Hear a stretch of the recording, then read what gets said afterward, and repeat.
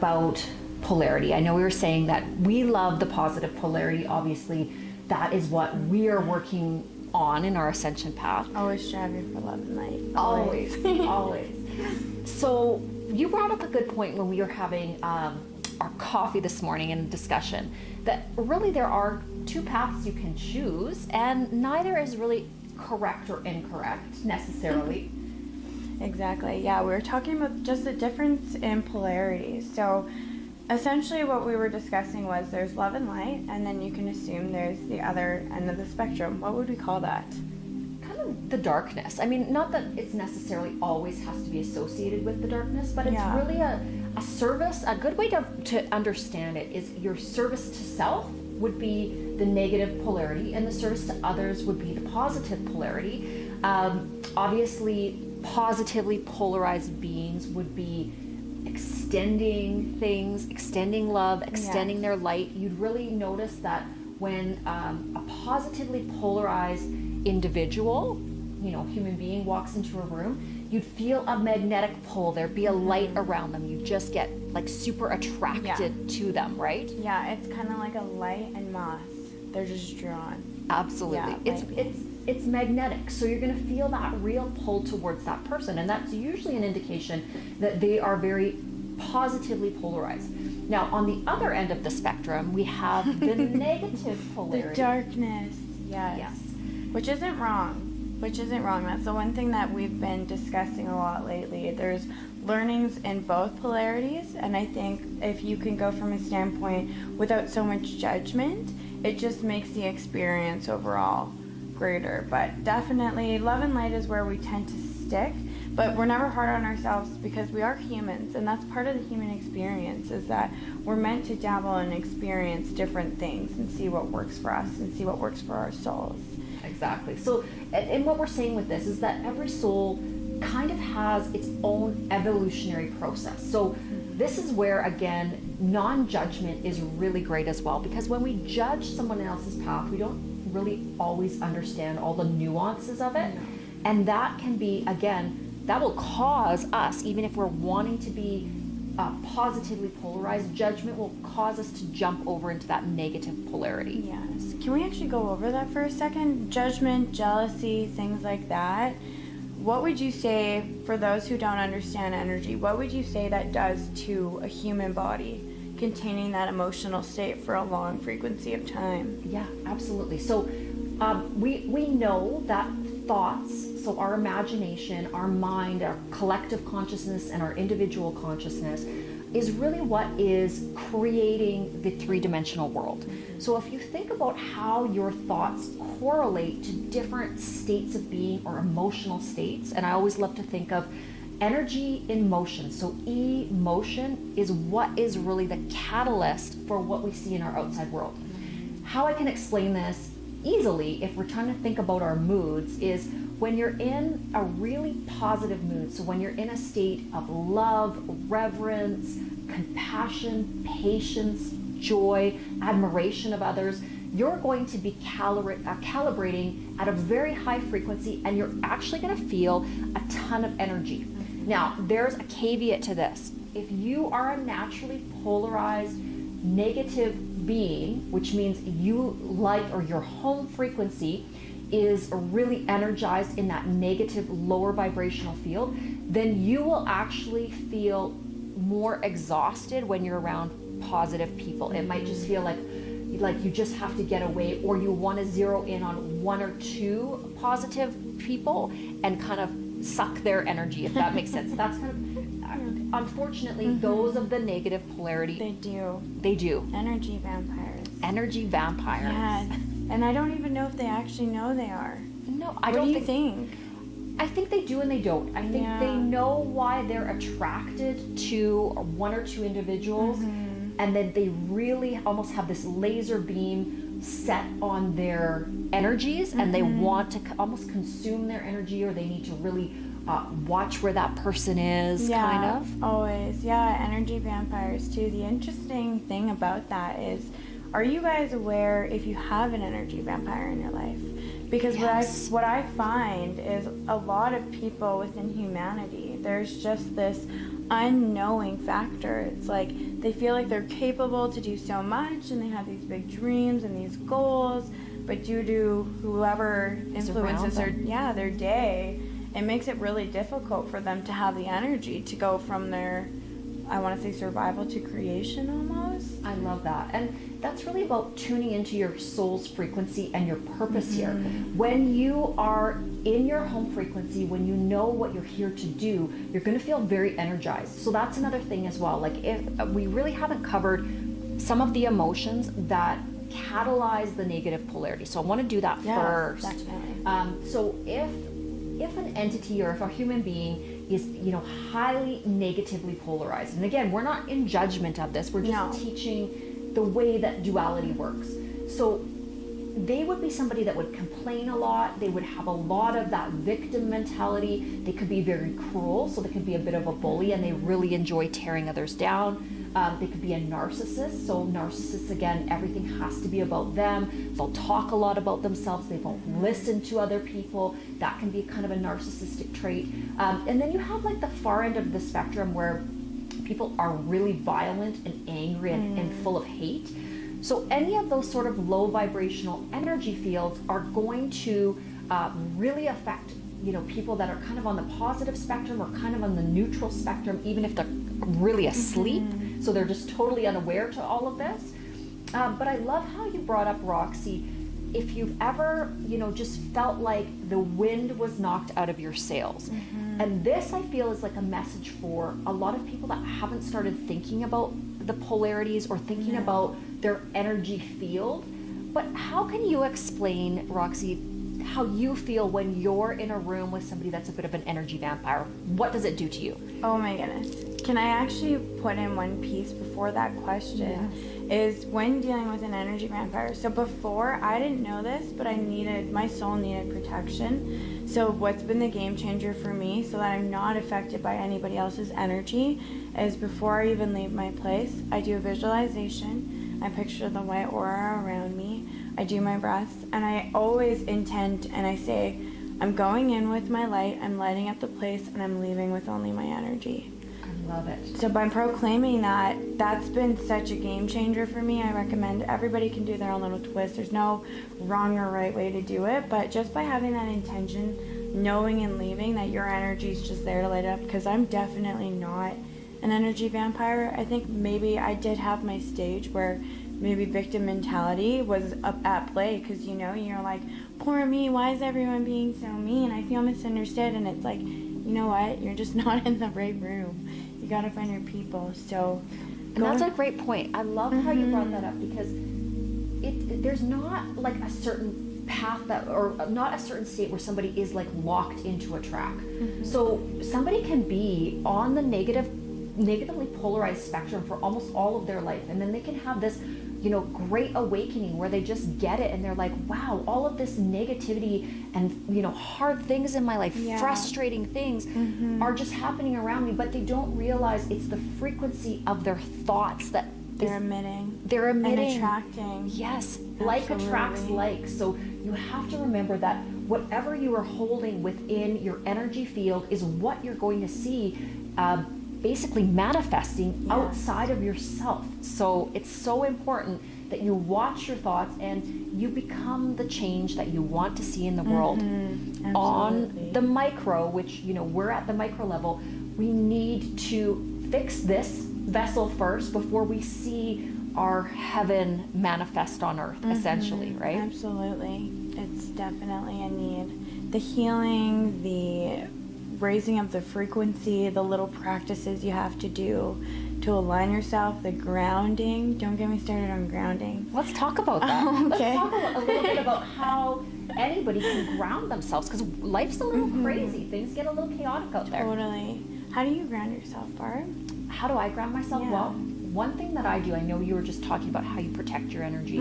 I like to spend a lot of time alone. So I will write, I will get into my creative space. I know you love to paint, right? Yeah. So putting on music that energizes you, dancing, for me, dancing is love dancing huge. Every day. Yeah, every day. I see you dancing. Every day you've got to be dancing. Yeah. So you'll know for yourself what are the things that you can do that will energize your system, the things that will just make you smile. You know, when you are in that flow state where you just feel like, I don't know, like you're a 7-year-old kid and you're jumping around. Your child is playing, for sure. Yeah. Feeling safe in its adult version form. Yeah, and that's the other thing too. Like, I love the metaphor of Peter Pan.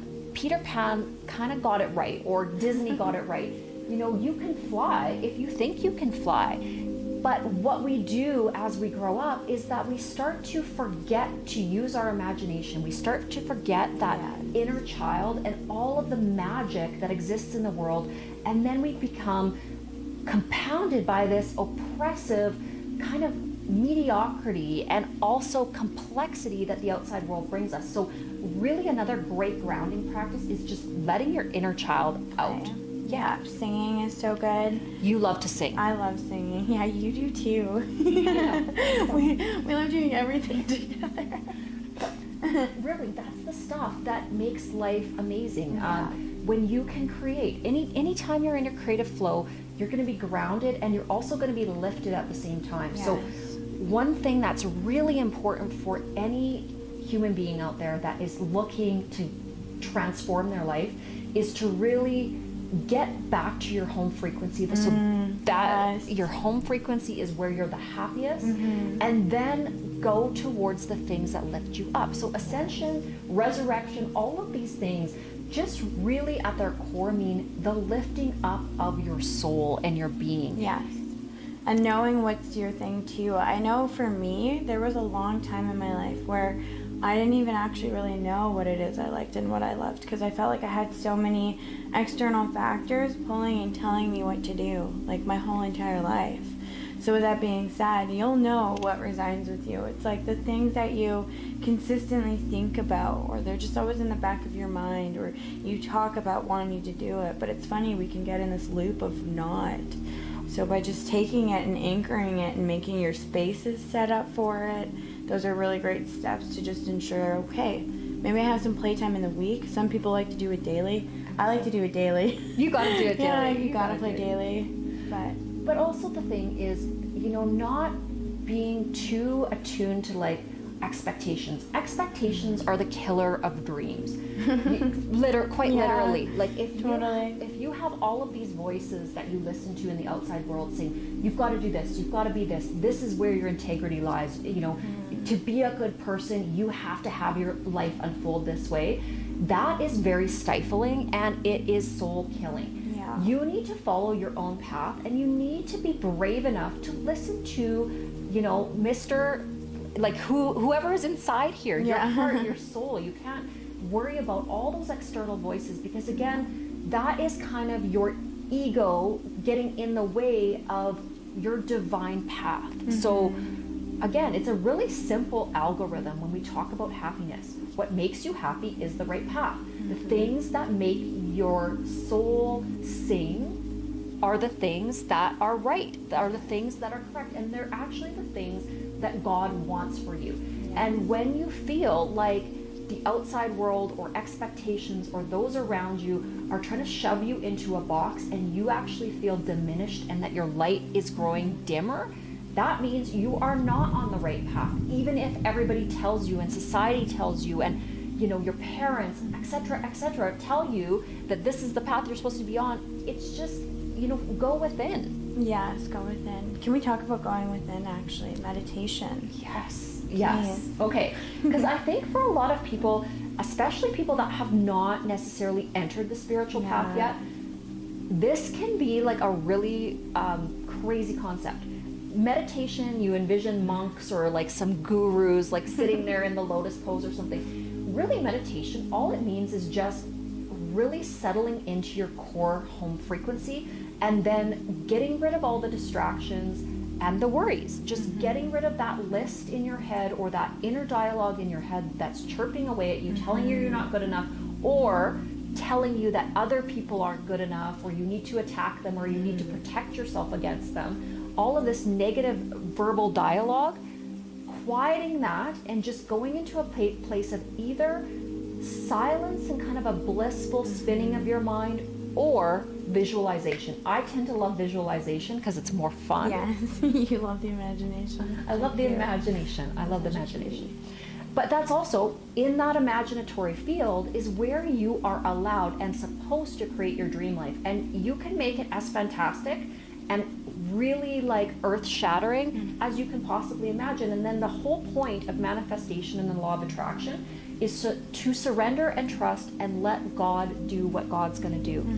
So let's talk about a little bit, Roxy, of your experience with manifestation. You are talking about one of my favorite topics ever. I think for as long as I can remember, I've been trying my whole life to convince friends, family, everyone around me, strangers, like everyone. I'm like, manifest, manifest, manifest. But the other thing is too with manifestation, I think a good topic to kind of discuss is what is manifestation and how do you actually complete the cycle? Because what I've noticed in today's world is manifestation, it's almost like they just scratch the surface, but they don't talk about every single step that it requires for a manifestation to smoothly glide through.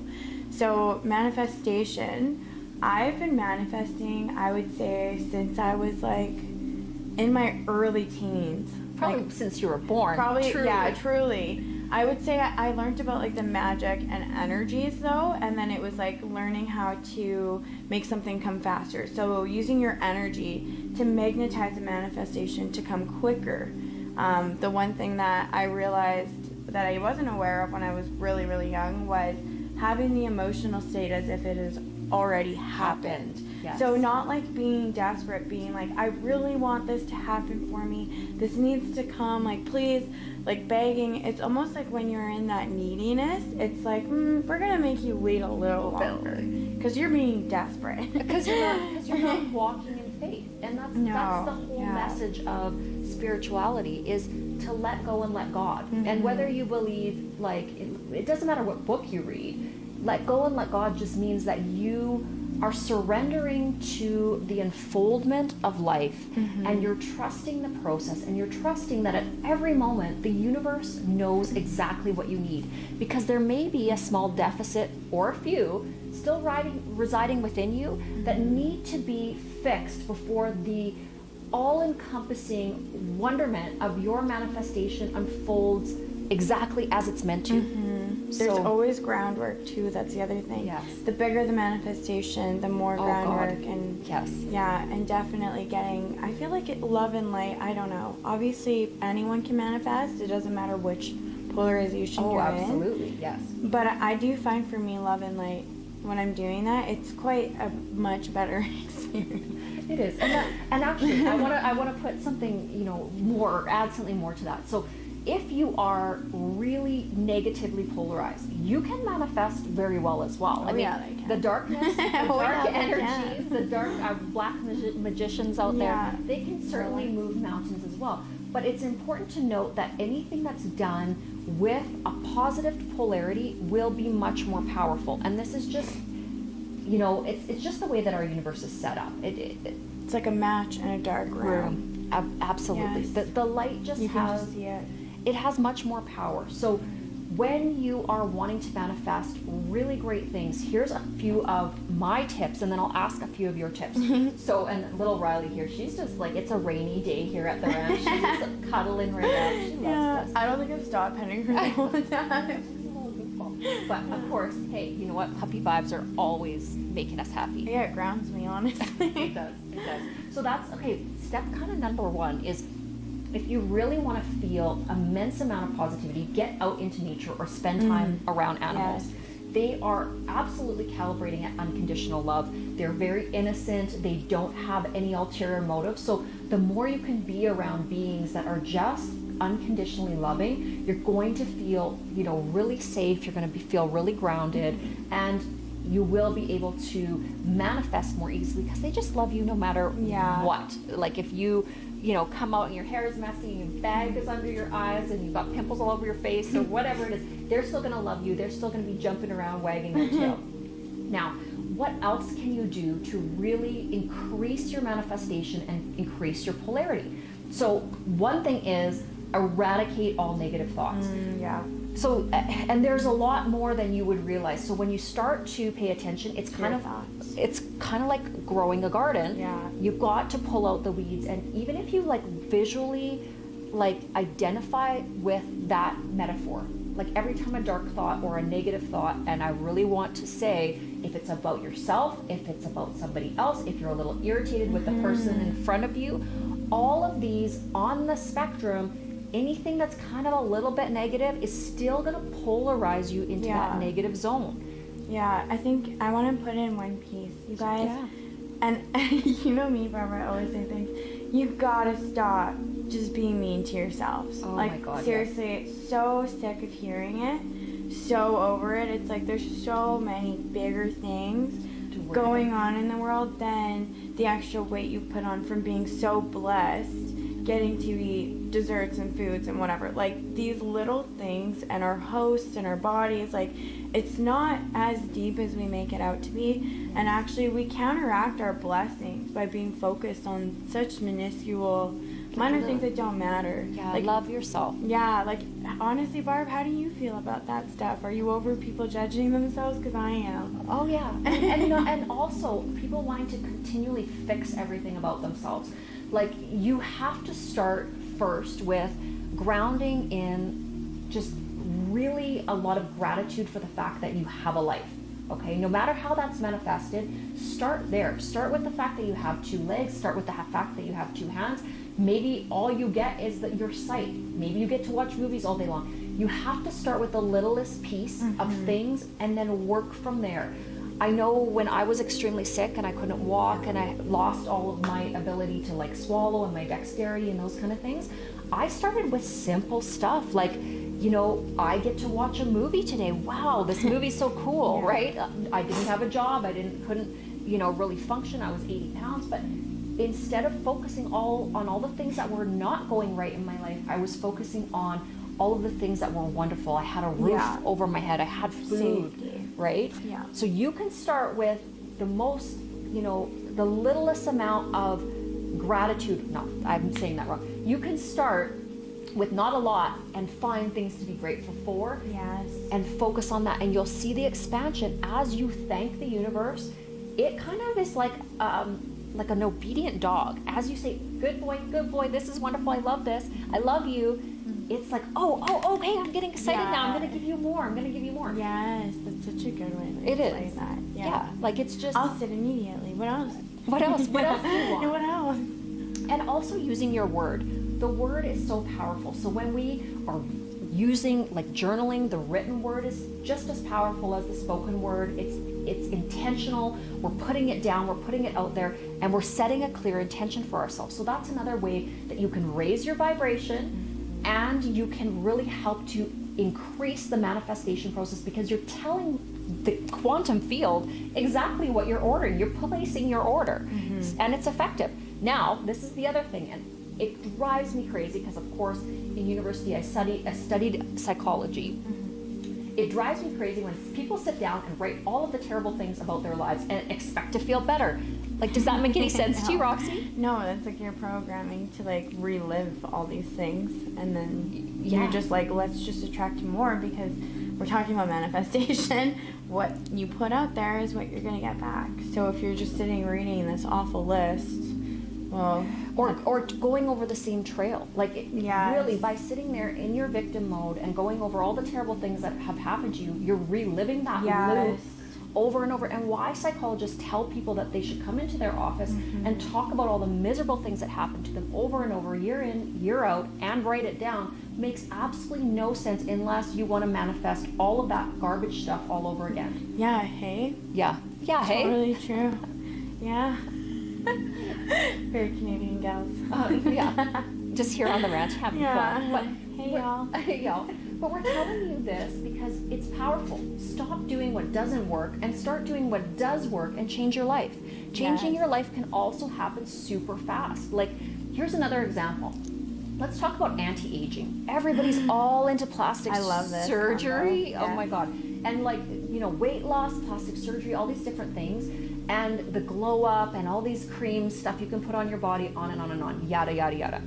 Okay, I, for one, prefer just energy manifestation when it comes to the way you look, your skin, your hair, everything. I just envision it and then let the universe do the work. I'm going to eat what I want to eat. Now, I tend to like to eat vegetarian diet. That's for a different reason. It's not because I want to be skinny. It's because I love animals and I would prefer not to eat my friends. Just saying. Huge animal lover. Me too. Just saying. I don't like to eat my friends. So no judgment as well if that's not something that you subscribe to. Everybody's at a different place in their learning, a different place in their journey. And there was a time that I ate hot dogs and steaks like it was going out of style. What about you, Visra? So cute. Yeah, I think as of lately, I don't know, the food in the grocery stores was just not doing it for me. Like I'm very observant with what's going on with my body. So I've done the most strict cleanup. I'm eating all organic, and ever since I've made the switch, I can't go back now.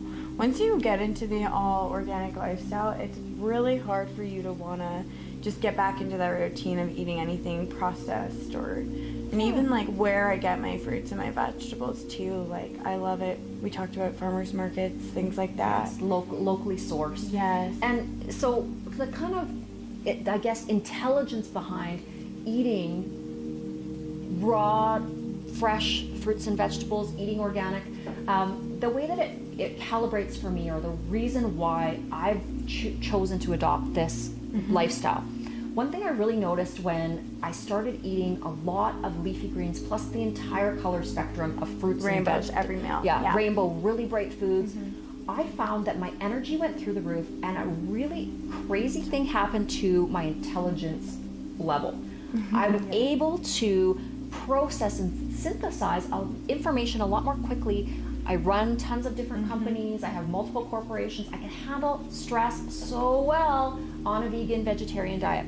As soon as I have a pizza pop or something like that, I know we had pizza pops last week, which was kind of gross. But anyways, once in a while it's okay to have a treat. But when I do, I feel a distinct lowering of my vibration. 100%. Tired from that kind of food. We even talked about that with our shoots. As soon as like meat and stuff, because I don't really eat very much either, but obviously we're still enjoying the human experience. You still have to like once in a while to indulge. Indulge, and it's like you don't want to be so critical on yourself where you're so hard on yourself when you make that decision. But instantly, as soon as we put in, I call meat dead energy. That's just me, and it is dead energy. Yeah, I do have moments where I'm like, I'll crave dead energy, like everyone else. It's just I really notice the way it sits in your stomach for so long. And when you were talking about the synthesizing and everything else, with being on like a raw vegan vegetarian diet, colors are brighter. Response the way you see things. And like it's almost like it's like I can't explain it. You just got to do it yourself. Cleanse your body yourself. But you'll see too your eyes. Like your eyes will become clearer. Lighter. Yes. We did smoothies this morning. We had power smoothies and big like greens and everything. And it's just, it allows us as well to have that, I don't know, you just have a joie de vivre. Like it's just a little bit more energy. Yeah, that was beautiful. Can you say that again? I probably, it's French, and I might have totally said it wrong. I took French immersion, like grades 7 through 9, but I'm like unpracticed. No, we're gonna get our French. Yeah, we'll get our French back. This is our accountability video. Oh my god, totally right. Okay, so we don't want to be too long-winded about this, but essentially the point of this video is that in every moment you have a choice of how you want to calibrate. And if you want a fantastic, mind-blowing, crazy, amazing life, the best way to get that with the least amount of drama is to do, think, be everything positive and really pay attention to what you're creating. And also, okay, one other thing that I really want to talk about is jealousy. Oh, yeah. When we are envious of other people's states of being, this is a super low vibrational toxic energy. And you know what, you could sit there and say, pick any celebrity and try to pull them apart and try to see ways why they shouldn't deserve this amazing life. Or you can have a reverence for what they are as a creator. And I think it's really important too to understand that where you are is where you need to be, and Source knows where you need to be. The universe is always working at our best, for our best outcome. And for our greater good. Now I'm going to use an example in my life just as an actual like teaching example, and then I'm going to ask the same of you. So I've built large multi-million-dollar companies. I love the process. I'm fairly good at it. Again, it's something that I'm passionate about. However, my companies at certain points would become kind of stagnant, and they wouldn't grow to where I needed or wanted them to be to create this fantastic existence that I saw within, you know, my mental imagination. However, what I was realizing, or what I realize now in hindsight, is that all of the little pieces that seem like obstacles and struggles were really giving me the tools to be able to increase my bandwidth in terms of what I could handle, so that when that next stage or phase materialized, I was everything I needed to be to handle it. So the universe didn't give it to me until it put me through the tests to be able to handle it well and for it to be quite blissful. And I know without a shadow of a doubt, had I had the kind of success that I'm seeing in my later years in the beginning, I would have torpedoed, and I would not have been able to really make magic out of the things that I was, you know, the energies that I'm playing with now. So Roxy, before we end this episode out, I'd like to hear your something from your life, or an example of how the universe has really done its job in helping to mold your journey. Okay, can I actually too, I want to give them like a cheat sheet, because I feel like that's something, if any of you guys are listening to this and you're like, I just want to try what they're saying, this is the cheat sheet that I've figured. So morning routine, absolute must. Why? Because you set yourself up and you also attract the energies of the things coming within your day. Journaling, crucial. I write and document my dreams, because there's always underlying messages within your dreams. And I also too, I document how I want my day to go as if it's already happened. So by doing that, that really, it can get quite trippy, because sometimes you're like deja vu and you're like, I literally manifested for these things to happen. With my life, I think as of lately more so, when I'm in the negative polarities, I find it's very hard and more difficult, and maybe I can still manifest things, but it's just not the experience that You don't have the synchronicities and the like waterfall of wonderful, just the magical experiences. Yeah. Like explaining magical experiences, animals, numbers, repetitions, things like that. Like it's synchronicities. Almost, yes, you get these magical moments, and I know for anybody on here watching, you're probably like, if you're not into that realm, it might sound insane, or they might just be like, oh, okay, but like, I had a pet bee for 2 weeks that I manifested. I've had so many random things that it's like, there's just no way. There's no coincidence. It's not, yeah. Yeah, and like, I'm kind of a silly wisher. Like, I'll wish for silly little things, because it's like, the inner child in me is like, it would be cool if this would happen. And like, my dog example. My little dog, I just manifested her to a T. I was like, I took a notebook, I wrote, I want light eyes on a dog, because I already have a Pomeranian and she's got the darker eyes. I'm like, I want opposite contrast, cool pattern, white tip on the tail, white paws, and like just something unique. I get this Pomeranian, she's got, and I do like beauty, PMU, all that stuff. Yeah. She's got perfectly orange contoured cheeks, blue eyes. So beautiful, little right? raw. Yeah, little raw. Just gorgeous. Hammerheads, like unique patterns, white tip tail, all white paws. So like when you manifest something like that, where you're just like, I need to find this dog, and then I literally had that dog within a week, because I'm a fast manifester. Like I know it's happening. I know God's got me. I'm God's girl. So manifestation for me, I could go on and on about it. I think it's amazing. I love it. I wish it for everyone. High frequencies, journaling, meditating, and love. Can we talk about love for a second? Of course we can. We know how much you love love. Okay. Barb is a hopeless romantic. Oh my God. I am too, but Barb really loves love. Okay. So now I want to qualify this though. So it's not like, when we talk about love, I mean loving everything. Like loving folding the clothes, loving the shirt you're folding, loving doing the laundry, loving the berries that you're cutting, loving the fact that somebody invented a knife. Like when you start infusing love into each and every action, each and every moment, everything that you do, even if it's hard. Like sometimes I'm cleaning the entire school and, you know, like scrubbing the toilets or whatever it is, but just loving being in service of something greater, I just feel like your cup runneth over. It's just, you can't, I don't know. There's some days that I'm just so excited about living, I just can't even, you know. Yeah, you definitely have a zest for life, which I love and adore. I feel like it would be almost good to follow you with a camera so people could be like, why is she so happy to be sleeping? I know. But it's like Cinderella. It's like, da da da da da da da. But romanticizing everything in your life. Shouldn't it be that fun though? Like, yes, shouldn't cleaning and doing all the things that you love doing? What I can't figure out, and what I've never been able to figure out, is like, I would go into these jobs. I remember if I was making pizzas, or if I was making like Subway sandwiches at Subway, because I was a Subway sandwich artist. You did everything. I did everything. I've done everything. But like, I'd be so happy doing like the garbages or mopping the floors, and I just feel like singing to myself, and everybody else would be griping and grumping around that they had to have a job, and I was just like, aren't they still? Yeah, like, I don't know. I don't understand. Like, to me, work is like the most fantastic thing that there is. But attitude is everything. So again, we're gonna kind of wrap it up. We don't want to annoy you with our positive polarity. You're so welcome for our blessings. Yeah. Or if we don't want to annoy you, I'm like, you're welcome. That's why I love you, Rox. That's why you're the R to my B. Oh, you're the B to my R. I love you, Barb. Okay, people are gonna. We're like this. Wait. Okay, sorry. We're nauseating and cute.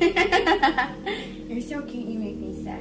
Yeah. Okay. Anyway. Anyways. Okay. So we're gonna peace out on this one. Hopefully you guys have an amazing week. We are probably have some new episodes coming up. I'm sure we're gonna try to have every 2 or twice a week, right? We're gonna do as much as we can, and we're gonna go based off of if everyone is feeling it, if it's helping you guys. Comments, ask questions. Yeah, please ask us questions, give us ideas and topics to go over. We're not saying we know everything, but what we do know is we do know love and light, and we do know peace. And we're just seeing issues going on within our world where we're like, if we have a voice and we can do something, which I know both Barb and I, how many times have I seen this woman pick somebody up, pull them out of the ashes, or just literally save. So it's time for us to utilize our voices. So if you guys have problems that you want help with, we're here. Just know we're completely here. We're ready. We're answering calls, messages, chats. Whatever it is. We're going hard. So, and we're going to do remote locations. So another thing that we've decided is at least probably once a month or once every 2 months, we're going to go someplace really crazy cool, and then we're going to be doing lives there so that we can kind of explain like the purpose of adventure and travel and how you can really manifest your dreams, because it is possible. You don't have to fall into this rigid robotic societal job. This is what you have to do, grudge away for 50 years of your life, and then you have nothing left, right? So we're gonna make some magic. You're my little angel. Oh, that's an epic. My little angel. Okay, we will see you in the next episode. So.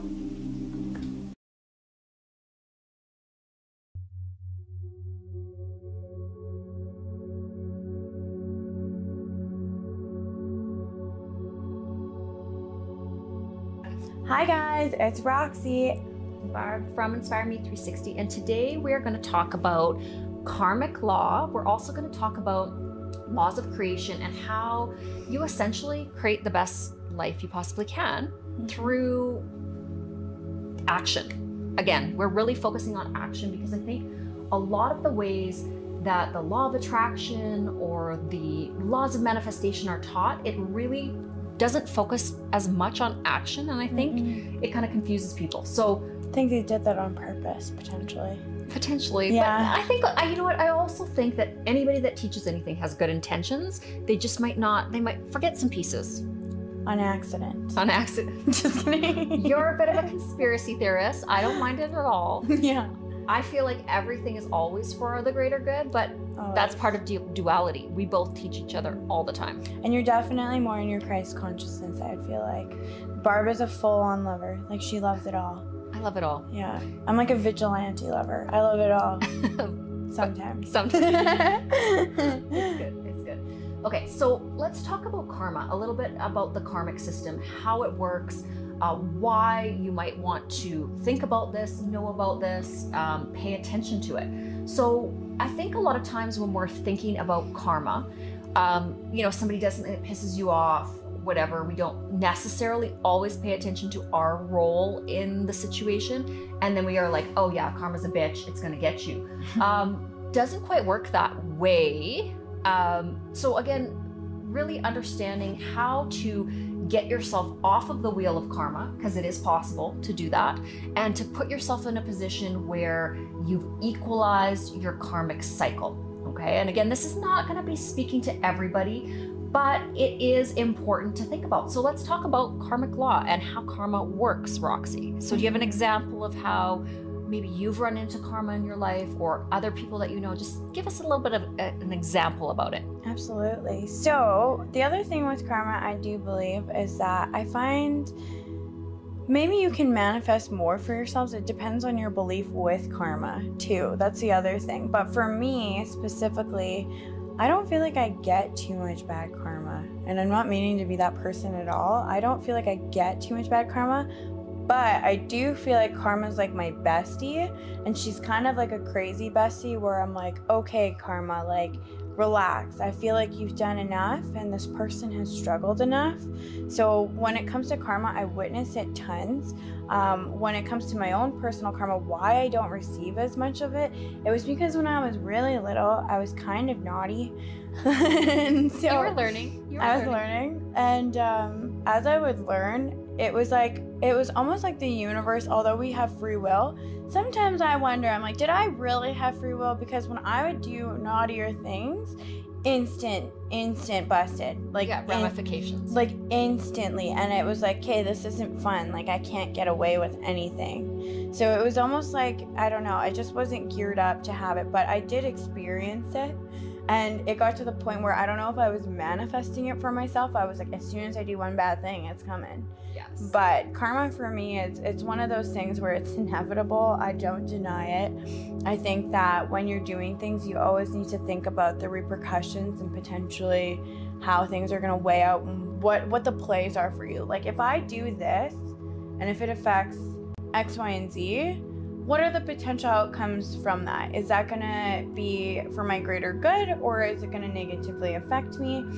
Generally, I think because I've developed those moral codes, it's easy for me to just be besties with karma. Absolutely. What about you? Well, I want to teach it correctly. So yeah. In terms of karmic law, it's cause and effect. So the way that we understand this, or the way that we should understand it, is everything that is caused will have an effect, right? Basically, if you're doing something, an action or a thought, anything that's coming forth from you, it has a ripple effect in the universe. And again, when we think about karma, it's great to think about karma for ourselves, but the broader use of karma and how you kind of get off the karmic wheel is to think about karma in terms of the entire system. How can you impart as much good karma or dharma, okay, into the karmic system? And can you always be adding like a reserve? Think about the reserve fund in the bank. So when you're thinking about karmic law, I always try to have as much good deeds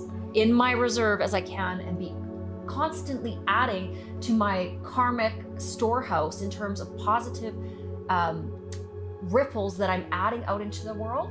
And then, once in a while, I do fall victim to, of course, my own negative thoughts or frustrations or irritability, but at least I know that I have really counterbalanced my own, shortcomings that will crop up every now and then with a lot of good actions, deeds, thoughts, creation, all of that stuff.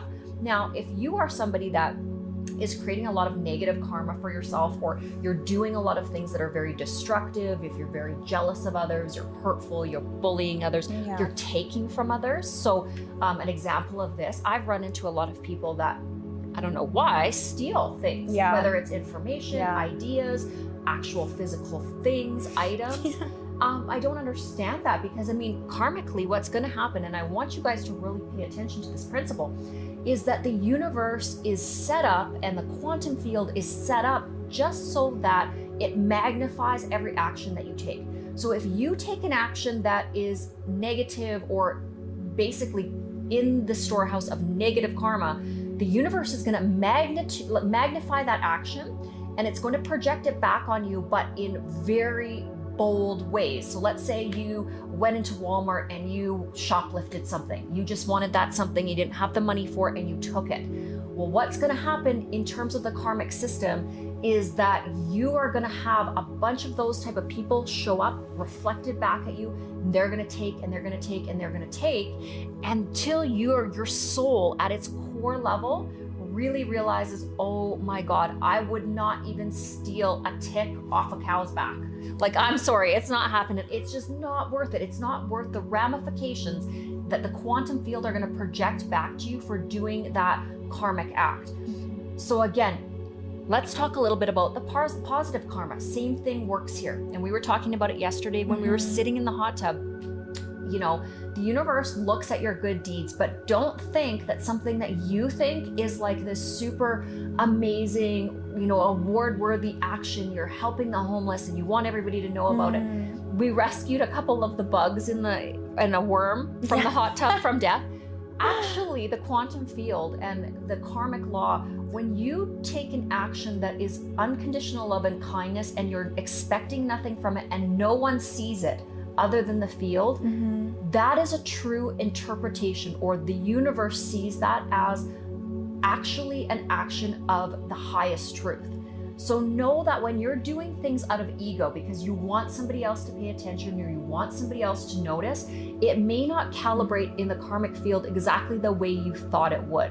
Do you have any examples of this, Roxy, or anything else you wanted to add? I was going to say, I know exactly what you're saying. It knows truly, when we're talking about just how it's able to articulate, it knows truly to your core exactly how you feel about situations.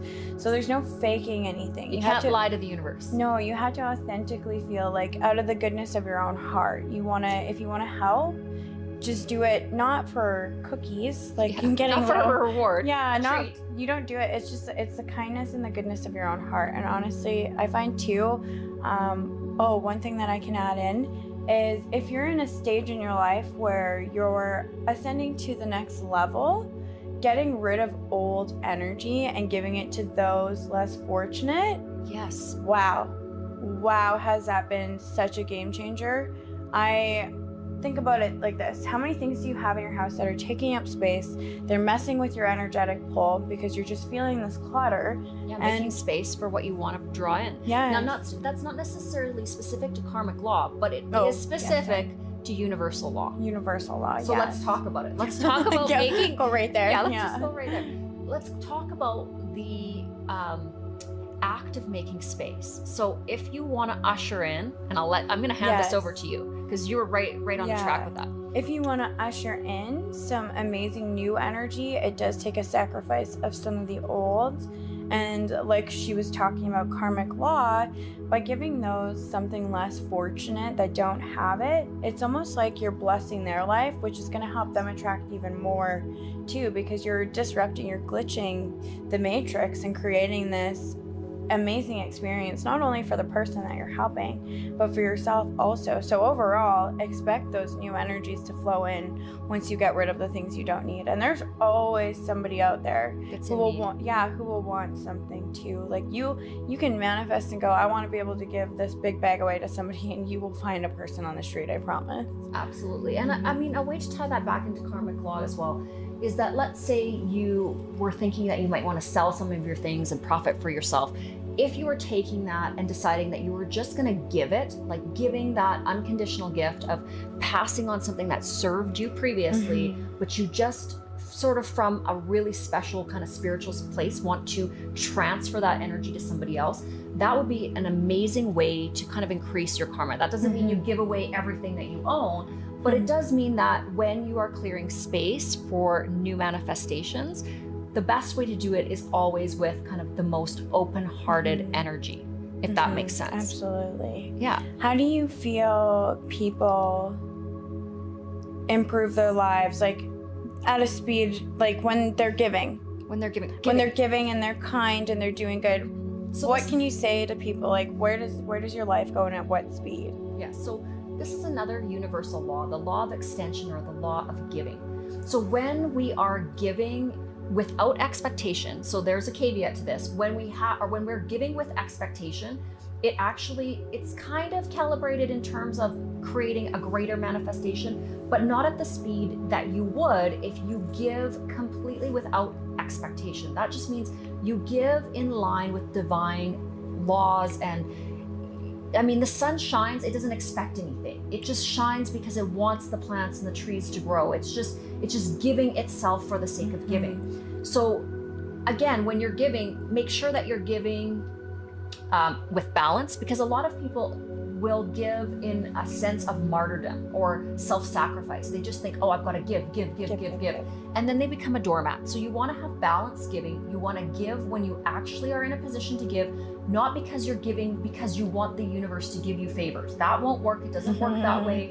If we shed all of our clothes, get the shirt off our back, and essentially make ourselves a doormat, the universe also doesn't like that. The universe and the quantum field wants you to walk in your energy, walk in your power, and be able to understand and discern what is balanced giving. The universe also doesn't want your ego getting in the way and wanting you to give for the sake of attention, to get fame, to essentially get a treat, whatever that is for you. But yeah, I mean, it's the things that we do unconditionally with zero expectation are always going to have the greatest momentum and magnetism in terms of what you want to manifest. And that correlates again to love and light, purity of heart. The more pure you are of heart and spirit, the more kind of unencumbered you are and just living in your flow state and joy, the faster you're going to get the life you've always dreamed of.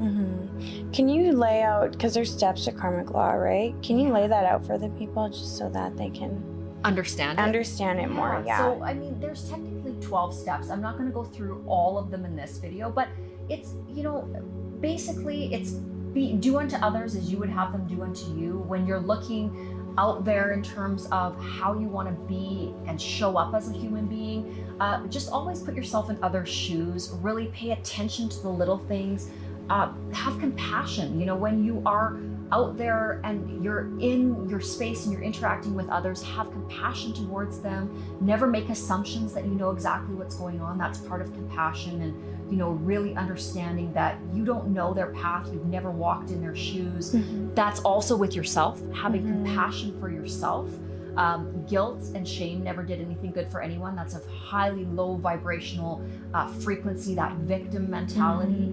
And just do the best you can with every moment in every day. There's going to be times when you're tired. There's going to be times when your tire went flat and you spilled your coffee on your lap and everything's gone wrong. Yeah.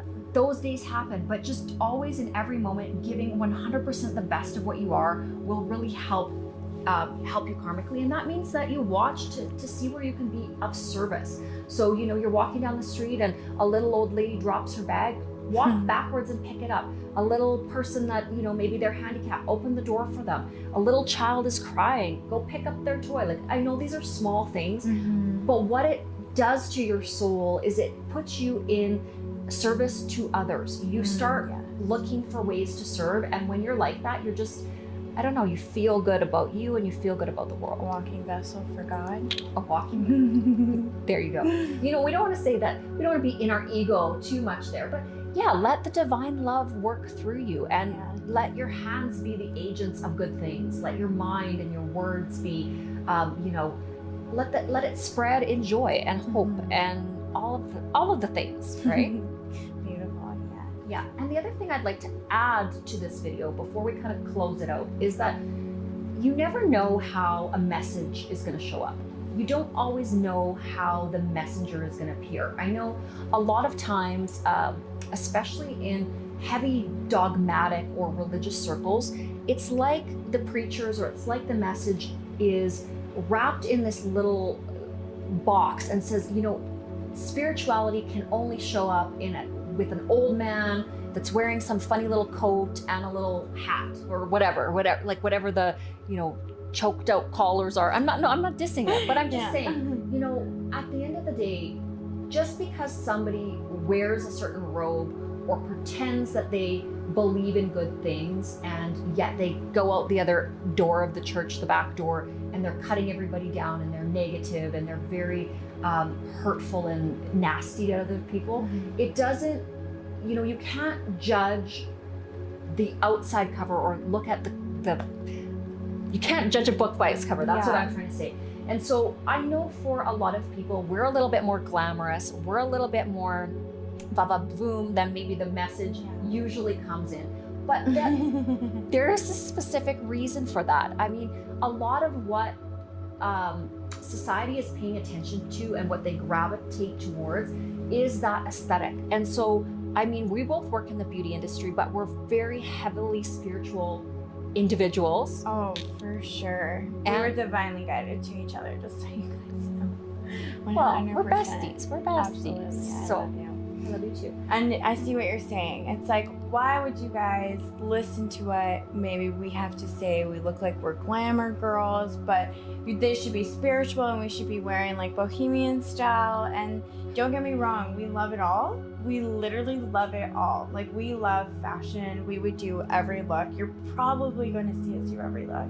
Yeah. It's just, it's one of those things where we play hard with universal energy, and we're not afraid to be ourselves and to be a little bit sexy and kooky and fun and crazy, sexy, cool, all those things. But you can still be all of those things and have the most fantastic, wonderful, wild life and believe in God. The two things are not like polar opposites. You can have it all. Let's stop boxing people. Like, let's all just agree, if you're watching this, like, how tired are we to box things and say you can only do this, or you're supposed to be like this? No, or love has to look like this. Like, yeah.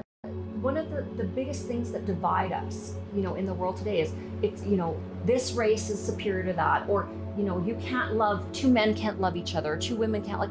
Love is unlimited. It shows up in so many different forms, and by putting love in this tight little box and saying it can only appear this way and it can only be preached this way. And I'm not attacking the church by any means. You know, maybe my comment was a little bit sarcastic and I was saying sarcasm shouldn't be used. So, like, you know, bad girl. Bad I'm not You've been bad. I'm not even listening to my own. I forgive you, no judgment. Not even listening to my own advice there. But what I'm trying to say is that we should respect everybody's vision of their own version of spirituality. And in and of that, I do want to state that if, you know, being very simple and very, you know, non-flashy and not super vibrant, like we tend to be a little bit flashy, you know, thigh-high boots and stuff. I would go even more out than all of this. Like, I know we're just getting started. But what I'm trying to say is that you don't have to be or do it the way we do it, but it doesn't mean that the way that we do it and the message that we bring is incorrect. We're bringing the message to those that will hear us based on the fact that they calibrate to the way we're seeing it and the crazy way we do it. That's it, that's all. There is nothing wrong about how we're saying it. There's nothing bad about how we're saying it. We're gonna look back in 5 years at these videos and we're probably gonna be much older and wiser than we are, but you know what? We had the courage to say and speak our truth now, and that is the purpose. Like, hopefully we're allowing everyone out there to also come into their own home frequency and be who they want to be. We are trying to inspire 360.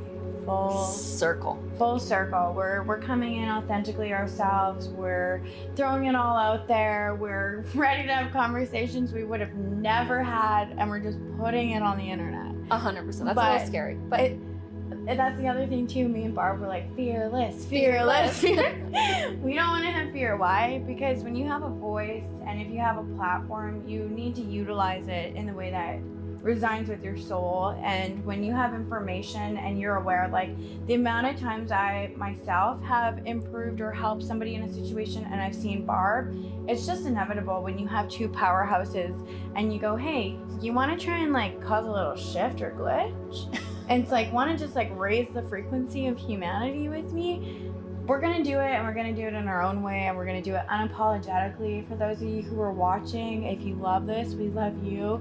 If you don't love this, we still love you. I knew you were both going to say that. But my binders are going to be focused on those who love me. Even though Barb's going to wish everyone the best and the wellest, I will do it too, because we're on a team, and that's what she said we should do.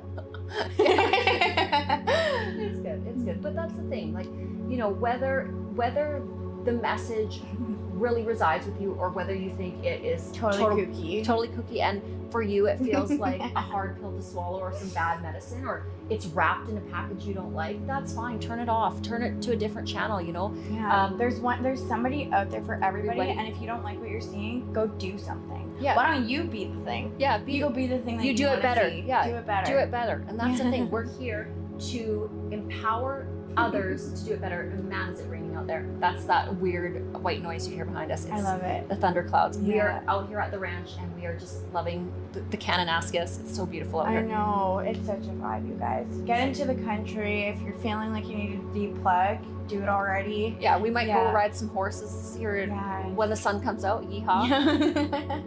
We love horsies. All right. Okay. Well, we're going to sign off for this video, but wishing you guys all a fantastic rest of your week. Start your week. I don't know when we're posting this video, but yeah. Talk to you guys soon. Love ya.